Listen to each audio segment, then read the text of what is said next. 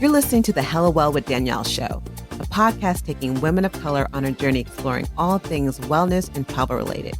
We're all about showing you how to put on your oxygen mask first and creating lasting self-care habits that will free you to travel the world and live the life you truly desire, and not one you have to fake loving. I'm your host, Danielle Washington. Now let's buckle up and start this journey.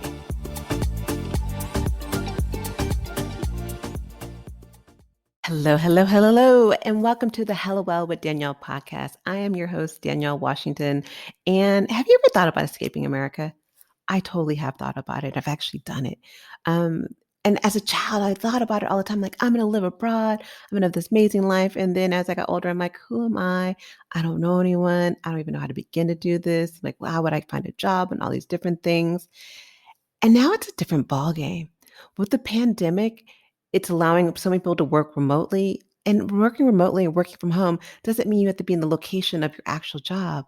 Working remotely or working from home could be you working in Mexico, working in Ghana, working in Bali, and all these different places, or living in Italy, which is where I lived abroad for many years.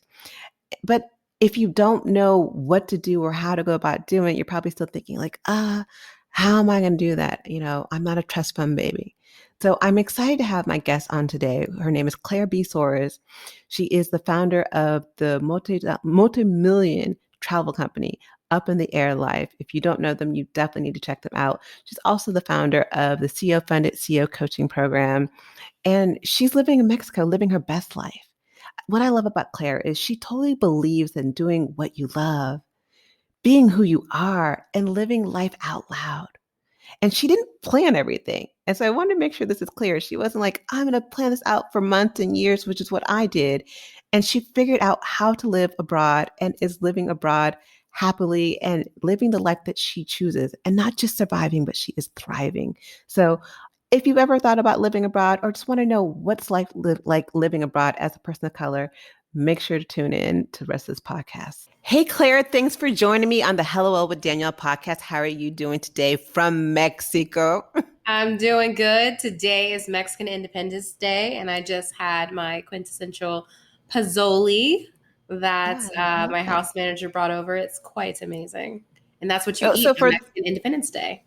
So for those who don't know what a pozole is, can you explain what that is before we go any further? Yeah, it's my first time having it. It was like a red sauce. It was not spicy, but like soup. And it had chunks of pork, a little bit of chicken, a little bit of seafood, like mixed seafood. And then it was served with a little bit of lettuce on top, sliced spicy jalapeno, and avocado. And it was quite delicious. Okay, you're making a sister hella hungry right now. I don't even think I took a picture of it, but it was quite amazing. Oh, no. So, you know, I wanted to have this conversation about living abroad.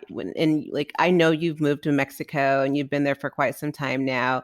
But I think now with the pandemic going on and a lot of companies, seeing a lot of tech companies, you know, offering more remote working accesses, people are thinking, can I move abroad? Should I move abroad? Especially people of color. And I wondered, even before starting, how did you decide I'm going to leave this country, and how long ago was that? So I've been in Mexico for about 3 years. And when I decided to go to Mexico, I never planned like, oh my God, I'm going to move to Mexico. It was that, oh, well, I wanted to come stay there longer.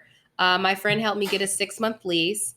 And I got a 6-month lease. And then I just was like, okay, if I like it, I'll stay longer. One of the things I think for people when they're planning on moving abroad is they really force it to be this all or nothing thing, similar to dieting. I'm not going to have any bacon. I'm not going to have any steak. Instead of making it like, I have to sell all my things and move to a foreign country. Okay, that's a really hard thing to do. I did not do that. I wouldn't recommend it.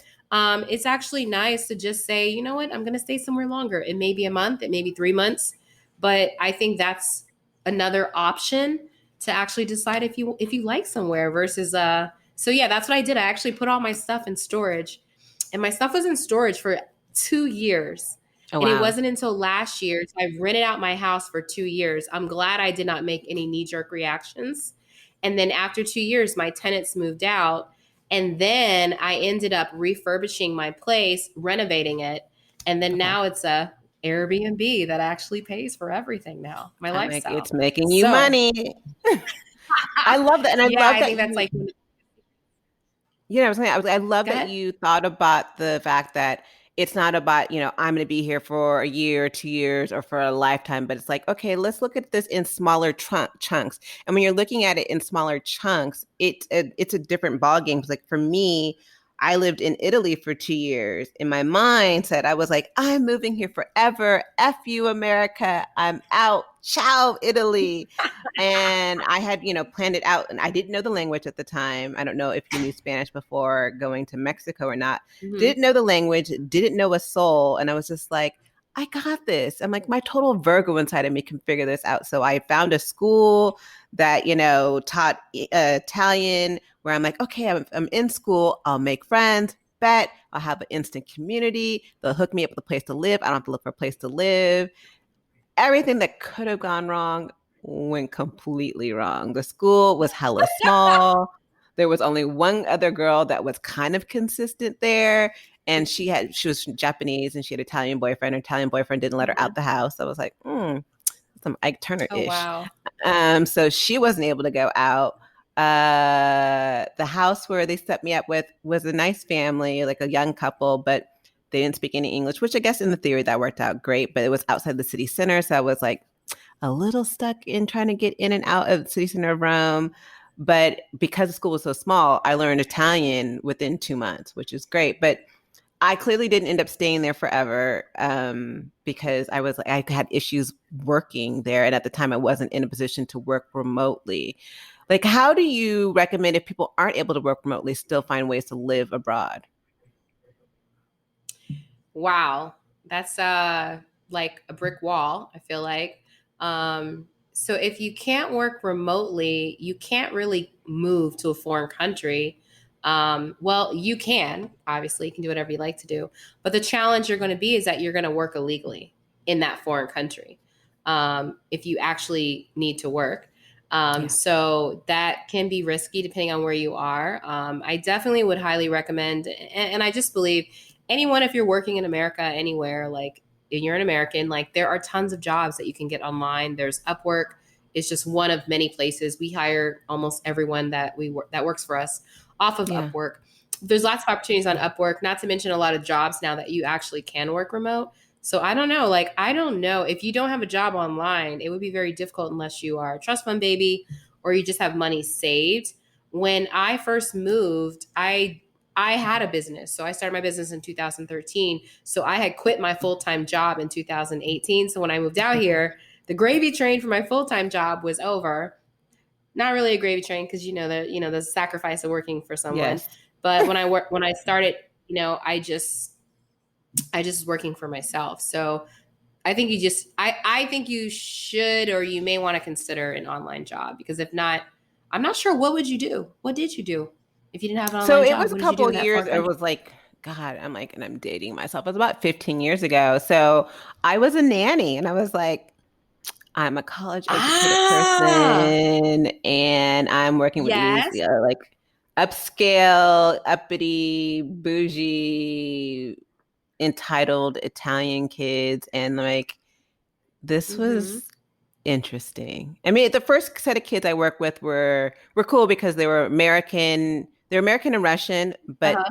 English was their third language. Mm-hmm. So they knew Italian and Russian, but their English wasn't so good, which I thought was kind of Mm-hmm. interesting, saying their father was hardcore 100% American.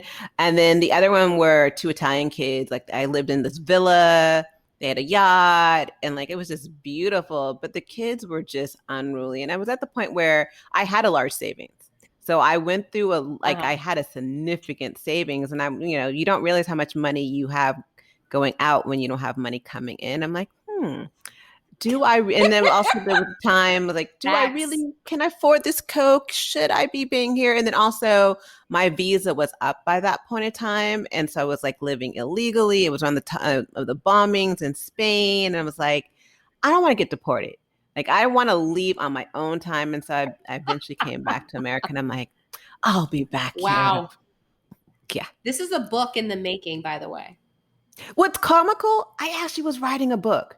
Like the things that happen to This me, most this people. is a book. So I had a situation where, I mean, I won't go into details. Like I literally almost got sold into a sex slave situation. I mean, there were so What? many crazy things. Yeah, I had so many crazy things occur to me when I was living in Italy. Like I was literally writing a book and journaling it all, and then one of the nanny, the mothers who I was nannying for, it stole all my journals and threw them away. Yeah, so journals were gone. Wow. Yeah, I was like, okay, Hmm. I'm I'm gonna about leave to go this get my family. popcorn because I want to go hear all about this. But it was great. I living in Italy changed who I was as a person. It literally gave me the confidence that I could do anything I put my mind to. I can go to a country where I don't speak the language, where I don't have any friends.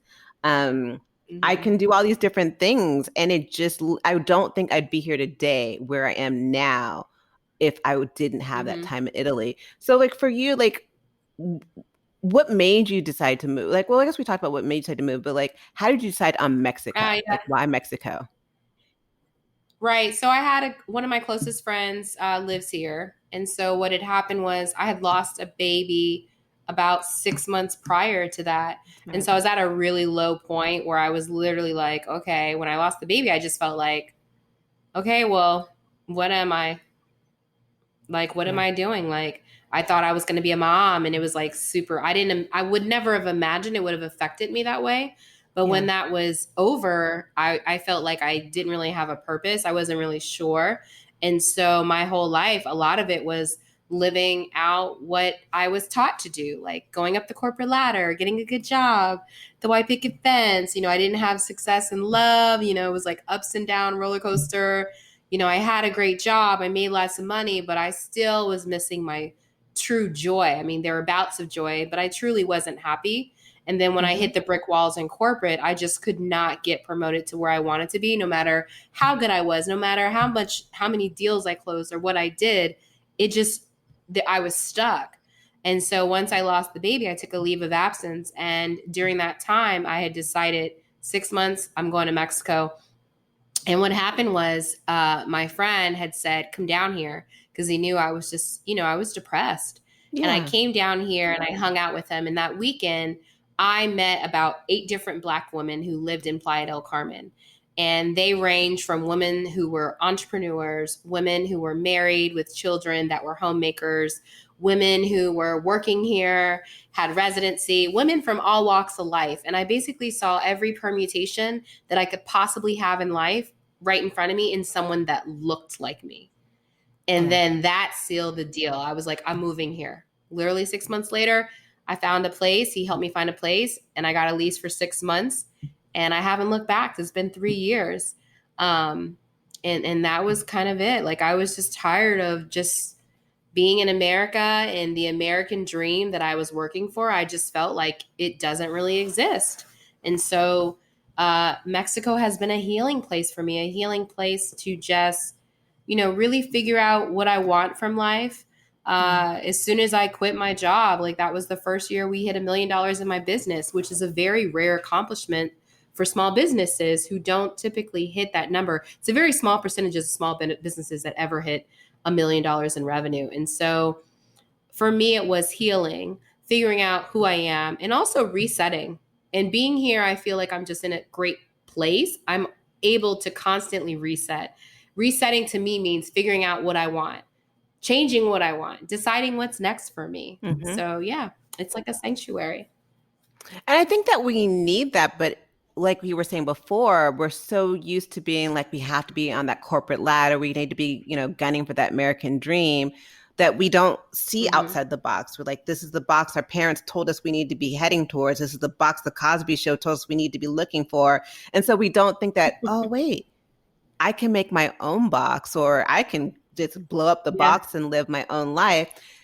I know when I Mm-hmm. was moving abroad, one of the things, the problems I kind of ran up against is that my parents and family, even friends who loved me, were like, oh, we think that's great, but are you sure? You're in the middle of your career, you're about to turn 30. And like, I knew Mm-hmm. they meant well, but they were putting their isms and their fears on me. Did you deal with that? And how did you handle that?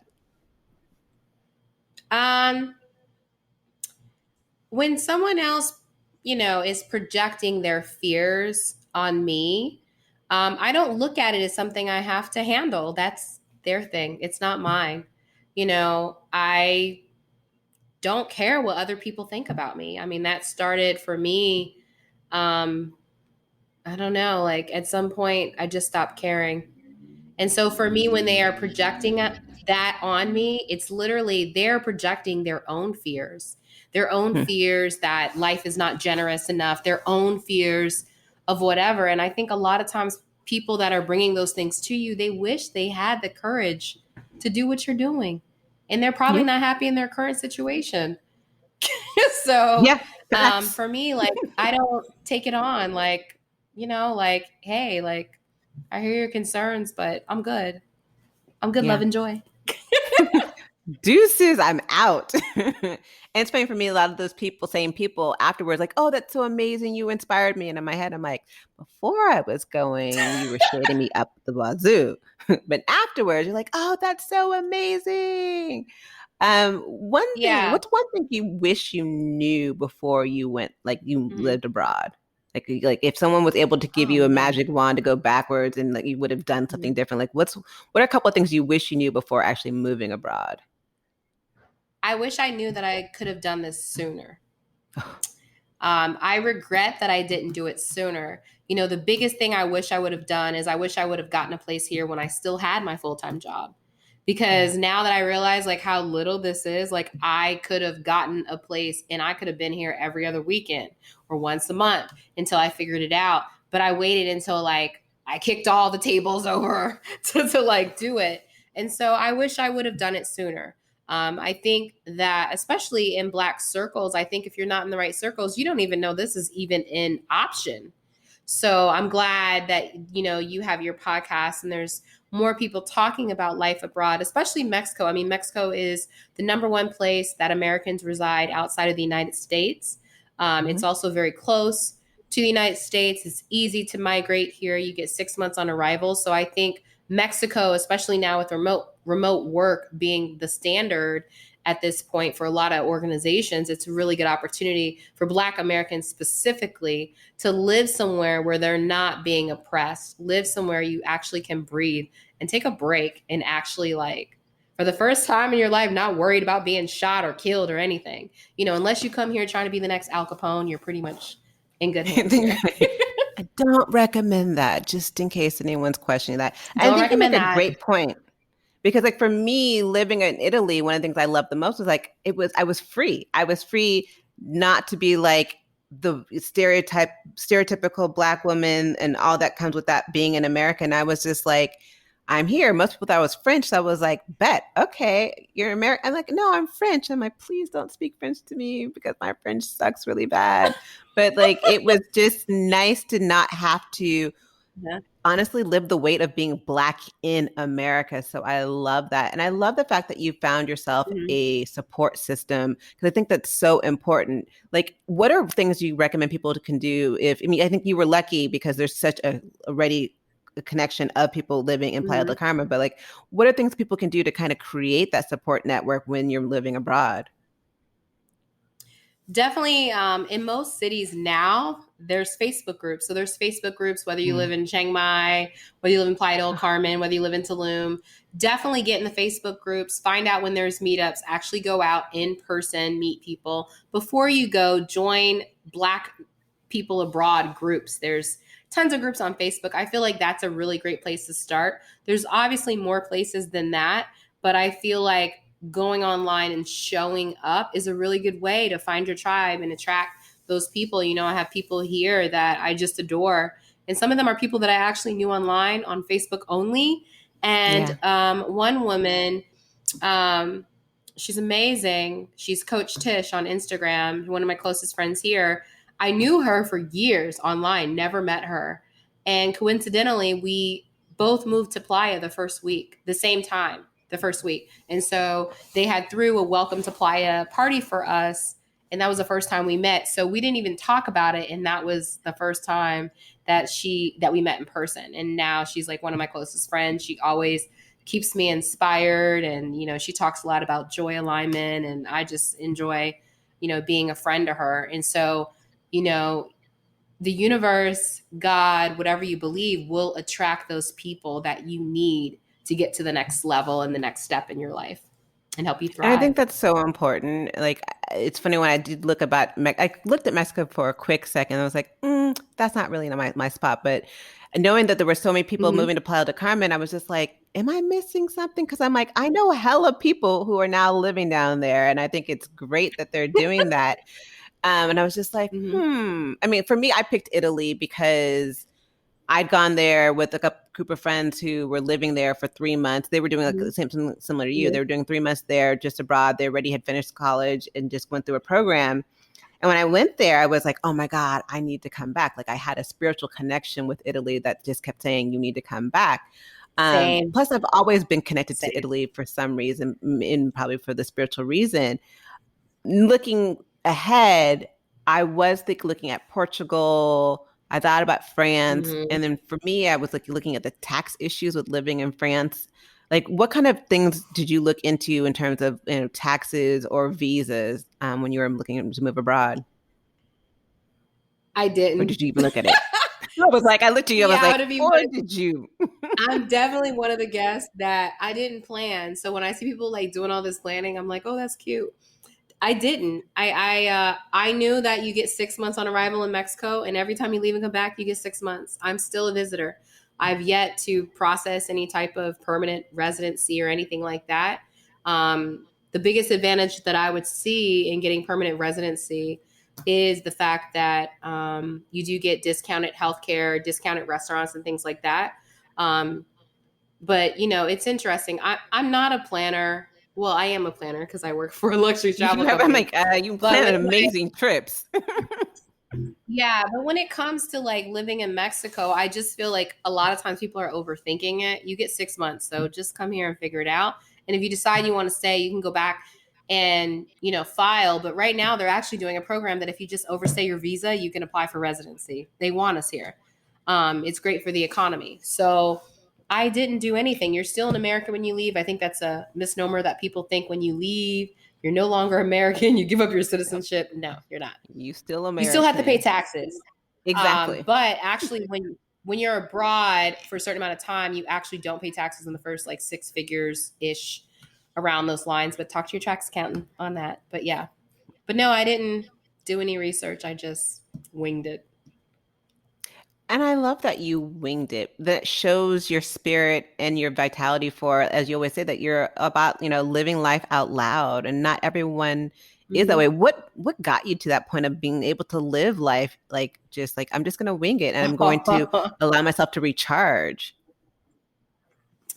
Man, it took a while to get here. I mean, definitely, I think quitting my job was a huge the emancipation, a huge emancipation for me, quitting my job. And a lot of it was like, I feel like my corporate job was like everything I dreamed about, everything I worked from college. Um, but being in Mexico just made me realize that I wanted to, and probably more so traveling, made me realize I want to live life every single day. And Yeah. moving abroad lets me do that because every single day it's a different street. I still don't speak fluent Spanish. So there's another thing like, I get into these groups with people living abroad and someone told me like, you should, when people say should, I'm like, listen, I They don't have shit to all do over you. anything. The shoulds. Yes. You should speak Spanish fluently. And I'm just like, honey, I don't need to. You're Mexico. Now, if I would like to speak Spanish fluently, which I do, that's great. But as far as the I shoulds, like I aim to live life. I aim to be joyous. I like to walk around, see a new restaurant every day. I love to hear Spanish. I speak Spanish conversationally. Like I'm not, not speaking any Spanish, but I'm really focused on myself. Like being here is a sanctuary. I keep saying it.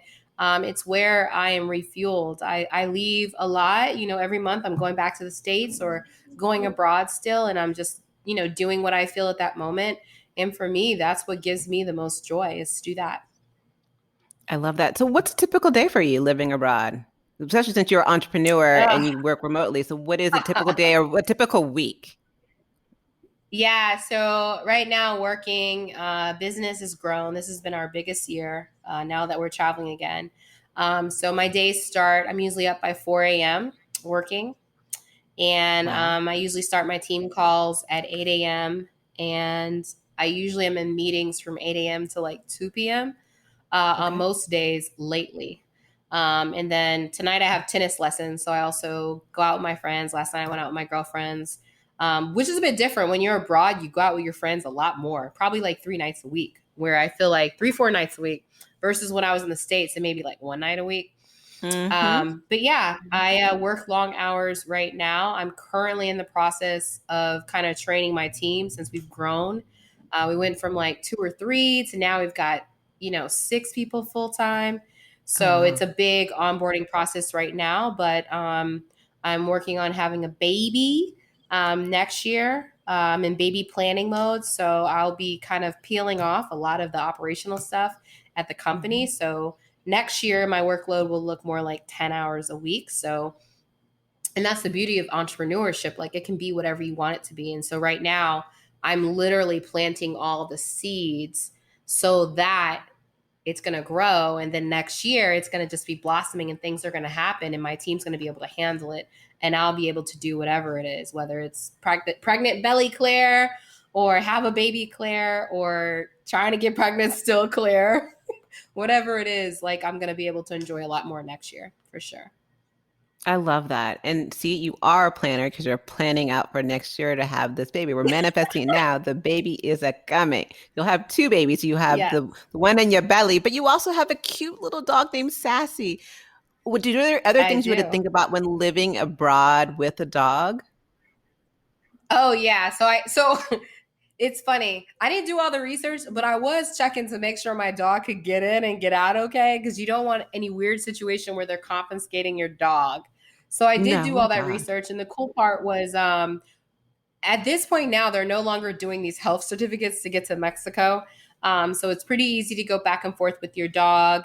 Um, and yeah, she loves it here. The vet here is the best vet she's had in her entire life. Um, One of the things I've learned is like I feel like in the US things are like highly regulated. So like, when your dog is sick, like my dog had kidney disease, which required your dog to get subcontinent fluids, which basically means your dog needs an IV like every day Yeah. to help the kidneys flush the toxins out.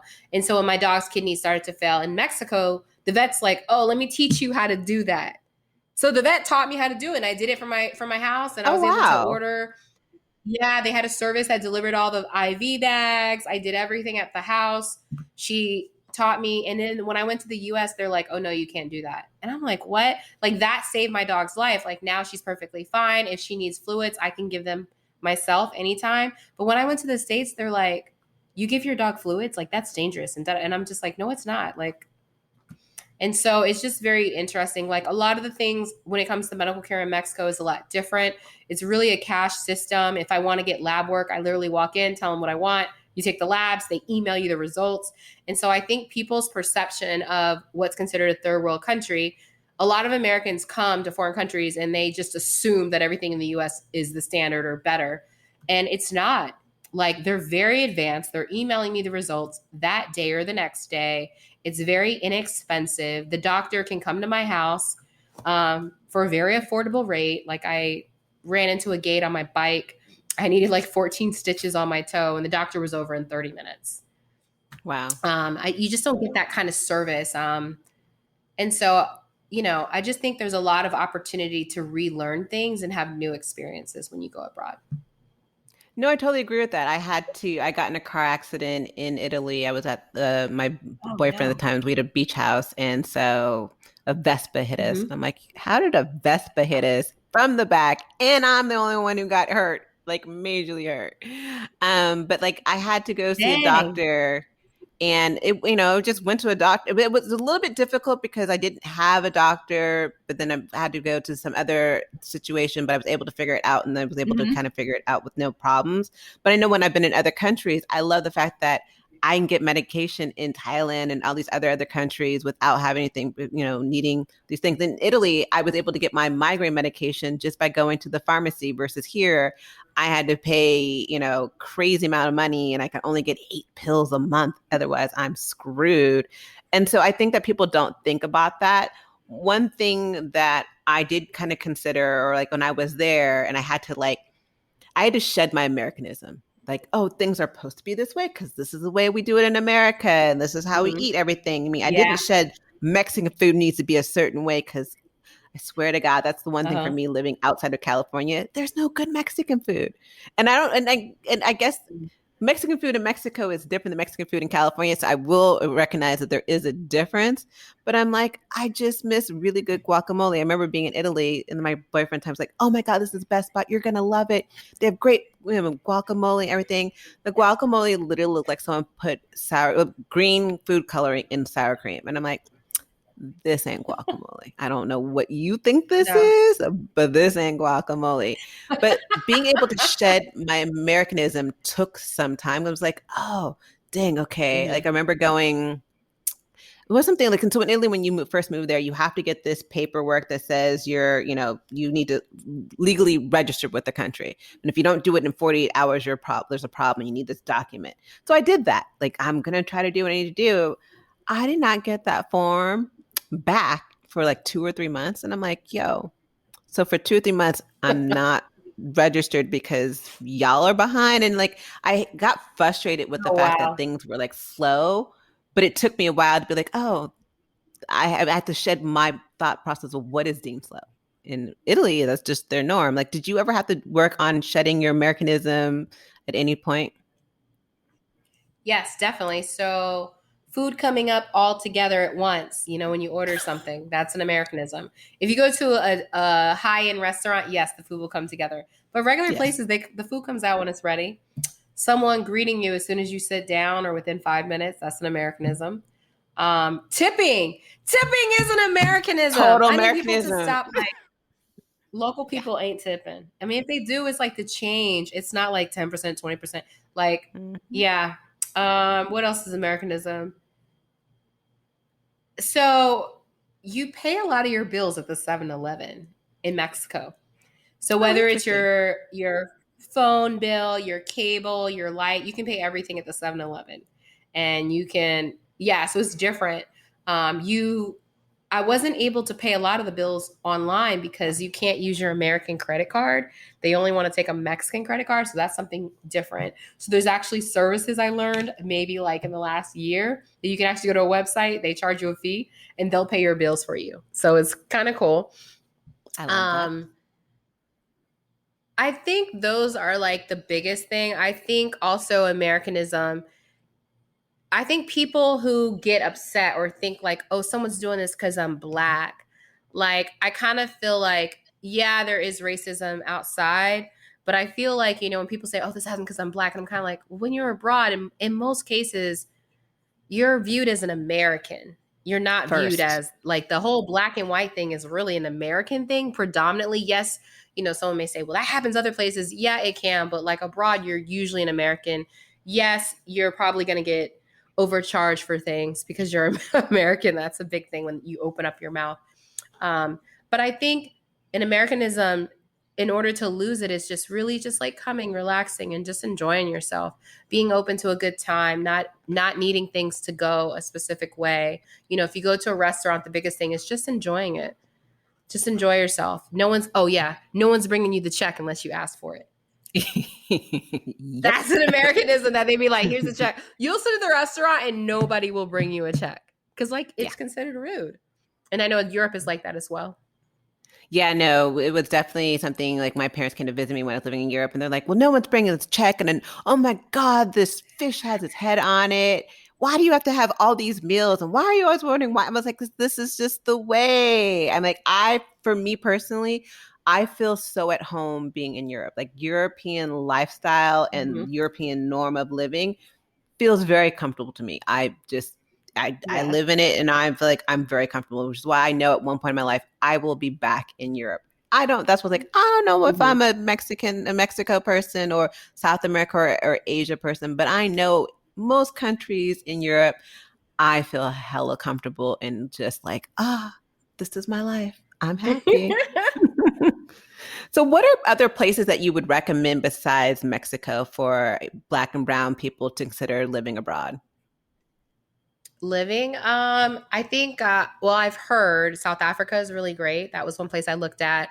Also, Hmm. Accra is also another place I've heard is really great. Outside of those two places, Chiang Mai, there's a great Black population in Chiang Mai. The I only love issue with that. Thailand is there are some issues with staying there longer than a few months. Like you have to figure out how you're going to get those visas. I believe they're changing up their tune and letting people stay longer. Bali is also another phenomenal place that I've heard about a lot of expats being in Bali. But Yeah. my issues with being like, I think I would love to be in Bali or Chiang Mai for shorter periods of time, but I never want to go too far because I guess I worry like you can't get home for days if you're out that far. And Which is you why I kind can't. of like staying in Mexico. But I do want to go live somewhere else for sure, and I will. No, I definitely looked. I kind of looked at one point of doing Bali for about 3 months. But I was like, oh, do I really want to be in Bali for 3 months? I'm like, probably not. But I love, like, I met a bunch of people in the expat community in Chiang Mai, and I love being Hmm. there as well. There's just so many places, and I think people just need to figure out what's right for them. And it's not like, Hmm. oh, the Yeah. shoulds, you should, everyone's here. This is where you need to go. Well, yeah, everyone's in Mexico, but that's not right for me. Or everyone's in, I don't know, Timbuktu, but that's not right for me. And so Hmm. it's just kind of figuring out what Right. works best for you. Any last thoughts on like things that people should think about when moving abroad that you want to kind of share some wisdom? I would suggest to consider testing out a few places, do 30-day stints in Hmm. like your top two or three places, and then decide from there.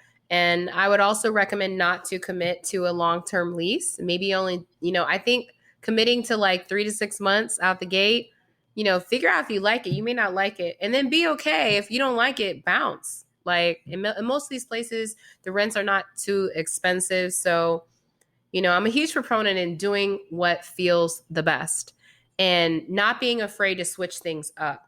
And I say that to say a lot of times I do feel like I know for me and a lot of my friends, we were taught to like stick it out, push through, keep going. Yeah, Yeah. F all that. This ain't one of the Okay. If you situations. get there and you just feeling like you don't like it, bounce. Yeah, you might lose rent, but you probably can get someone else to take it over. But I think a lot of times people put way too much emphasis on financial impacts of things. And so they want to stick it through, they want to press it forward and then sacrifice themselves and their happiness. I'm here to tell you that life is abundantly generous. Trust me, Yes. trust yourself, do what makes you happy. And I'm telling you, the money will come. Life is abundant, life is generous. Yeah, and well, so many of us stick in certain situations because we're like, oh, we spent the money. And I'm like, and then like you were saying, is it worth the emotional toll, the emotional cost? And I don't think we think about that. And even when I first moved No. to Rome, and I was like, I freaking hate Rome. I mean, I love Rome as a city to visit, hate the Romans. I'm okay to say this online. I do not really care for Romans. They can kick rocks. I don't really care living there. They had too many issues. I'm out. So I was like, F this. I'm off to Oh Florence. dear. Florence was perfect for me. Florence and I were like best friends. Florence remember being here in California, had a great time. I Mm-hmm. moved to Perugia for a month while still keeping my apartment in Florence Mm-hmm. just for a concert. There was an Italian artist who I Mm-hmm. loved, and it was cheaper for me to move there for a month than to live in a hotel for a week. So I was like, why not a month in the hilltops Wow. of Umbria? And I'm like, so I was like Smart. hanging out in Umbria and then just traveled around. And so, but again, if I had been like, I have to, I said I'm going to be in Rome, I'm going to stay in Rome. I don't think my trip Mm-hmm. and my experience in Italy would have been the same at all. So yeah, No, and I love that. I love that you did that. It's just a testament. Like I think, you know, I like being fluid. I like being fluid with life. I like switching it up. I'm getting a place in Chicago in January. And it's so funny. shit, People are it's like, well, cold. how do you feel about moving? Yeah, that's the first thing they say is you're moving to Chicago when it's cold. And why are you leaving Mexico? And I'm like, who said I was leaving Mexico? I still have my place in Mexico. I still have my place in other states. Exactly. just gonna have another place in Chicago. Like, I think we have opportunities to expand our belief on what life could be. And I challenge people to expand their mind. All the I love possibilities are that. available to you. I love that. So I know that you have a couple of trips coming up for Up in the Air Life, which I love your trips. Your trips look so decadent and so luxurious. And I'm just like, it's like, I don't know, it was a TV show, and I think it's a TV show because I remember this guy it was something Mhm. in Life of the Rich and Famous. What, like, do you know what I'm talking about? He would talk about people who had these amazing boats and all these things, and I'm hella dating myself. Richard something. I can't remember his name, but I remember, yeah, life. I remember the show. But so your Richard trips are Leaks? just, what was that? Richard Leaks? Is that his name? Richard Leaks? Girl, I I don't have no remember. clue. Yeah. All I know is I can vaguely remember he was white, clearly, but I'm like, I just don't remember what his Uh-huh. name was. And this is like probably back in the 80s or 90s, and I'm so dating myself. Yeah. But I know you have a couple trips coming up in 2022 and 23. Do you want to talk about a little bit what's Mhm. coming up for you guys? Yeah, so for my travel business up in the airlife.com, we've got about 35 weeks of trips in 2022. Another set of trips coming out 2023. We go everywhere from Antarctica to South Africa, Ghana, Asia, Vietnam, Thailand, all over the world. There's about 18 different destinations.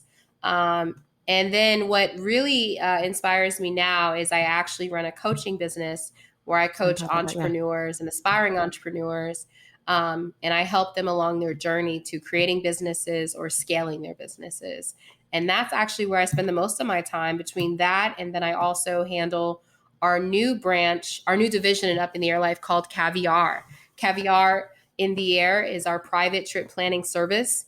And so that's been open for a few months, but the rebranding is happening now. And that's basically for people that want to go somewhere like now, post pandemic, and they want to go with their crew and you want to go on a private trip, is that I will plan a grandiose trip for you and your friends or whomever you want to go through our Caviar service. Oh, people were going to be calling you for that. People call me all the time. I'm like, I'm not a travel agent. I mean, I do it for my group and I have done it for other Mhm. people. And I realize I don't, that's not the life, that's not my life I want to live. And I'm like, I would love to recommend it to other people. I'm like, no, I don't do that. I am legally able to do it. Yeah, I'm certified for all these things, but I don't, no, that ain't me. Go somewhere else. And it's so I know people, definitely a yeah, gift. yes. I mean, I love doing it. I just don't want to do it for other people. I don't want to be planning Hmm. someone's trip to New York. I'm like, and I want it to be something that's for me. I really focus in on self care and things that are about wellness. When Hmm. it's this, I want to Yes. go on this trip where I just want to be balling and living my best Instagram life. I'm like, that's not really my brand. That's just not I'd that say that's doesn't probably inspire my me. lane for sure. I'm definitely booking you at a spa, but we're definitely going to be getting a yacht Yeah. and sailing And you in do you have a Singapore, retreat wherever you coming up want to go. for the entrepreneurs? I know you also have the business that does Yes. retreats for Yeah. entrepreneurs. So my other company that I have is Scaling Up, and that is Hmm. a retreat program for entrepreneurs. And those are in person retreats. We have our next retreat next month, and we have them all the way through next year. We'll be talking about it more on my page, but it's basically a 3-day retreat where we basically go through and we hit upon a lot of self care, organization, monetization, marketing, sales, and a business plan to kind of get you to the point that you are in a good space to actually help your business go to the next level and thrive. So, yeah. Love it. We need that so you get your business together so then you can live abroad and live your best life. It sounds pretty Listen, easy, whatever easy to you me. want, you can create it. Life is generous. And so, how can people find you online? People can find me online on Instagram at Claire B Soares, CLAIRE Soares, or clairebsoares.com. And then my travel company is upintheairlife.com. Love it. So, I ask everyone some quick fire questions at the end. Pretty simple. So, whatever comes to mind, just answer the Okay. question. So, you Let's go. ready? Let's go. My favorite part. Yes. All right. So, what does living hella well mean to you? Hella well. Hmm. Oh, living hella well are my 2-hour weekly massages, my full-time house manager I have here that cooks, cleans, takes care of everything, bi-weekly therapy, going to the beach as often as possible, riding my bike, tennis lessons, like having time with my friends and family. That's living hella well, being taken care of on a daily basis so that I can live a healthy life. And outside of work, I'm actually enjoying 100% of the time. Awesome. Aisle or window? Window. What's always in your travel bag? I want, ooh, my travel bag, my phone for sure. Um, Definitely my phone. I'm kind of stuck. I feel like my phone and my laptop and definitely a mouse. Oh my God, I can't go anywhere without a mouse. It drives me absolutely insane. See, And I don't use a mouse, chargers. but I have a Mac and I'm just so used to And the this, little key thing. Oh, that's one so of my favorite cute. things. It's a speaker. So these are speakers and they're actually pretty loud. And it's a little panda bear. So I love traveling with these because wherever I go, I got my tunes. So yeah. I love that. I love that. When's the first time you realized that you were a person of color in your life? That you were Black? Oh man. Uh I think it was when I was younger. When I was younger in I was under the age of 5 and I came home. I was crying because I was teased. My mom had my hair in cornrows and I was teased because they said my hair wasn't done. And I grew up in a predominantly white neighborhood in Virginia. And that was the first time then. And then as I was growing up, like I was always the only Black girl in class. And so I always like knew I was different. Yeah. So yeah. And then my last question for you is a huge part of what we're doing here is creating this wellness revolution for women of color to not just survive and get through, but to really thrive. What advice would you give to your younger self to really be a part of this revolution? Oh man, I would have told my younger self to start therapy earlier. I feel like therapy is something that has absolutely changed my life. I highly recommend every person, especially Black people, like to go to Yes. therapy because there's so many layers of issues and challenges and triggers that you're battling every day. And it's really helped me to better understand myself, also to understand other people around me and allow me to be more empathetic, allow me to be a better human. So I would have told my younger self to do more therapy. And I would have told my younger self to do study abroad without your friends. I wanted to do study abroad. I had all the paperwork and I still have the images of when I was looking at the study abroad paperwork, but I didn't do it because nobody would do it with me. I would have told my younger self to do it, go to Paris like you wanted to. Yeah, I wish I did study abroad. Where my school, where I went to college, they actually require you to study abroad. Like after I graduated, for Mm, me, it happened like 1, 2 years mhm, afterwards. But for me, it was required to do community service. I'm like, I wish I had that experience. I wish I did it at a younger age. I'm glad I did it at all, but I wish I had did it when I was younger. So mhm. I love you. I wish you love and success and love and joy in Mexico. Continue enjoying Mexican Thank you. Independence Thank Day. you. I'll make sure to have all your things Yes. so people can connect with you on the website. Other than that, I'm going to say adios to everyone and we'll see you guys next week. Ciao. Bye.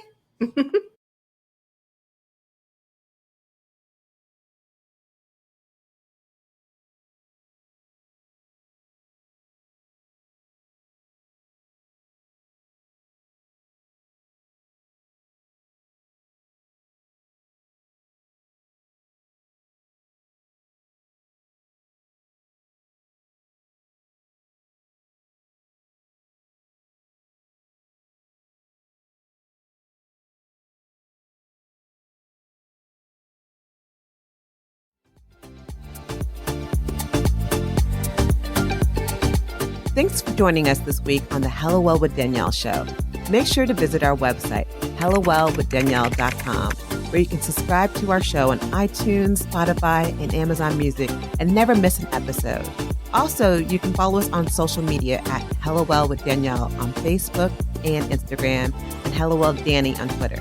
And if you like hella love the show and got some good nuggets out of it, know that I'm not too proud to ask for you to please leave a rating or review on iTunes so that we can continue to expand our reach and help other women of color. Again, thanks so much for listening, and I hope to see you next week. Ciao.